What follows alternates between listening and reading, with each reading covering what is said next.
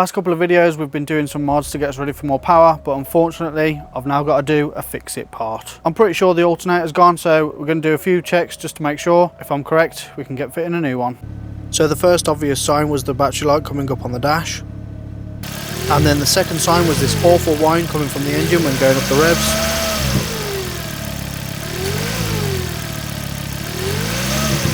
Both of those signs pointing to the alternator. I did just want to make sure before spending the money on a new one, and as you can see with the engine running, the battery is only reading 11.5 and it should be between 13.5 and 14.5. I did also check it at the alternator too, just to rule out any problems with the wiring, and again I got the same low result.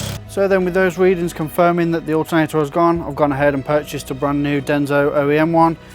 This should last for many years, and a good shout out to MK Motorsport for getting me so fast. Right, with that news then, let's get cracking and take the old one off. First thing to do is remove the negative terminal on the battery. I then used a cloth to prevent it from touching the battery while I'm working on the car. Then, because the inlet plenum needs to come off, the RS vac line needs to come out, and also the ECU so it can be moved out the way.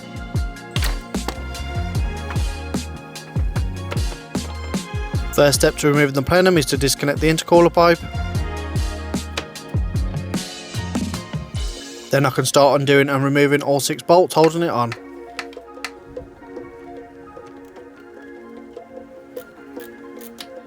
Don't forget the vac line underneath. Then the plenum can come off, and now it's much easier to unplug the throttle body and remove the other small vac line. Make sure to cover the inlet manifold so nothing can fall into the engine, and also the same for the intercooler pipe. Okay then, so with the plenum out the way then you have got good access there. Look, there is just a few things we need to move out the way. So first we want to obviously unplug the alternator, remove that wire out the way. We then need to remove the dipstick tube, which is just bolted on there, and obviously pull it out of the block at the bottom. I'm also going to actually remove this supposedly because that disconnects just there, so that'll give me a little bit of extra room. Then once those are out the way, we can start unbolting the alternator. Like I said then, the supposedly is just one Jubilee clip to remove, so it's well worth it for more room. And also plug that hole too so nothing falls in. Then the alternator plug can come off and be tucked away.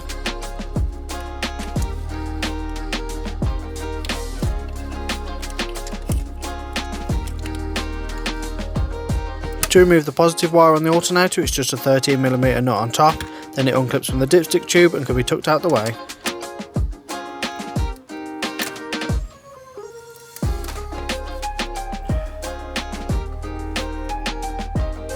The dipstick tube can come off next, and it's just one bolt holding it to the engine, then a good tug will pull it out the block.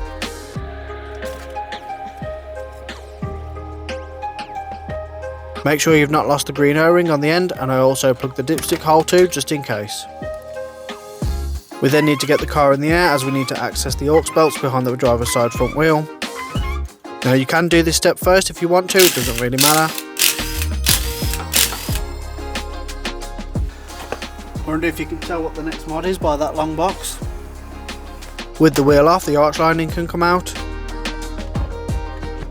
So now that the driver's side wheel is off, you can then get access to your auxiliary belts. So we want to loosen the tensioner off this one first, take that one off, then take the tensioner out, and then the one behind is the one going up to the alternator.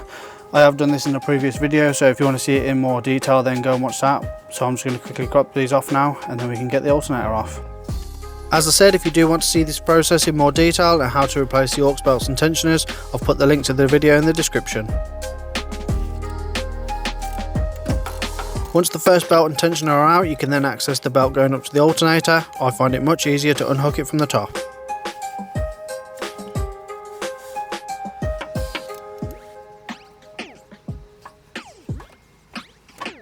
So with the belt off then, we can finally get taking the old alternator off. So there is just one bolt just there at the top, and then 2 in line with each other just at the bottom, one there and one on the other side. You can use your new alternator for reference.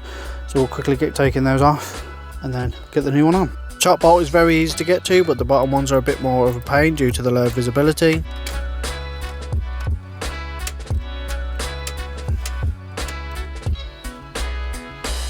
I left the bottom right one until last just to hold the alternator in place, as that's the easiest one to get to. With them all out then, it's just a case of wiggling it and flipping it until it finally comes free.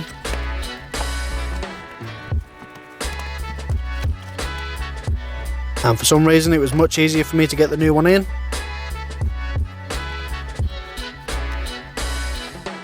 I put the top bolt in first, as this gets it sat in the right position and so the bottom holes line up. Then the two bottom bolts can go in and they can all be tightened down.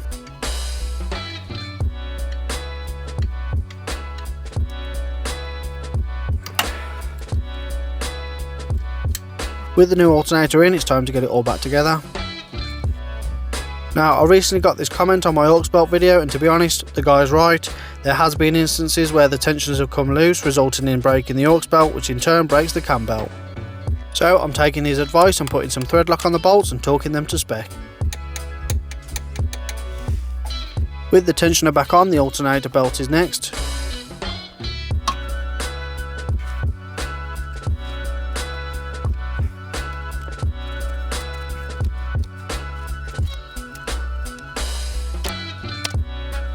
Then the second tensioner, and again using some thread lock on the bolt.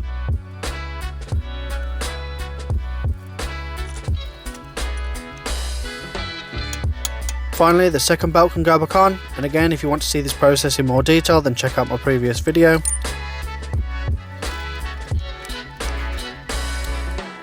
And that is the new alternator in and the belts all on. So I am just going to leave the front wheel off just for now, get everything back together, and then we can start the car and just double check that all the belts are on nicely and it's all working well. Let's get this all back together, get it started up, and that should be the install done. So of course, getting it back together is just the opposite of taking it apart. Once the new alternator is plugged in, the dipstick tube can go back on.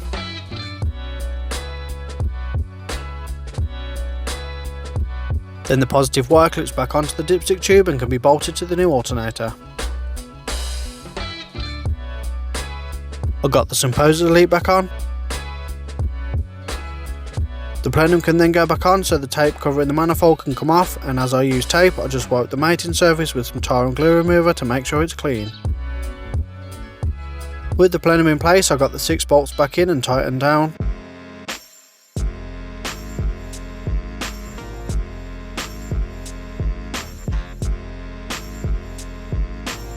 And just like last time, I forgot to plug the throttle body back in, so I had to reach underneath.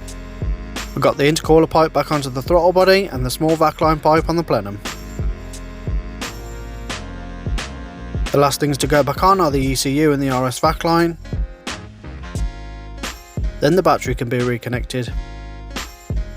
So there we have it then, everything's all back together. I've left the driver's side wheel off obviously, so I can just make sure that the belts are okay and they're all on properly. Everything's connected, so let's start it up. And we can also do our test that we did at the start with the battery, see if the alternator is actually now charging the battery, and of course make sure everything's put back together.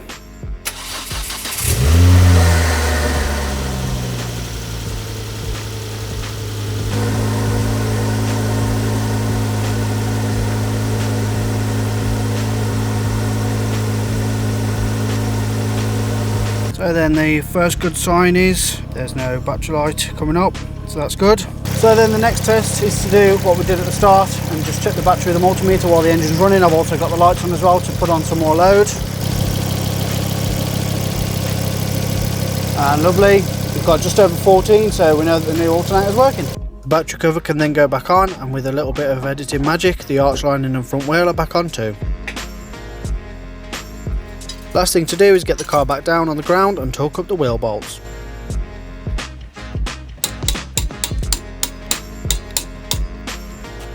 And there we have it then, the ST has a new alternator and hopefully that'll last for a good couple of years now. I don't feel like it was too bad of a job, there's just a lot of steps to it and a lot of things to get out of the way before you get to it, but I feel like I've done a lot worse. Thank you very much for watching. Again, we have a couple more mods left before we get to more power, so please subscribe. Thank you very much for watching, and I'll see you in the next one.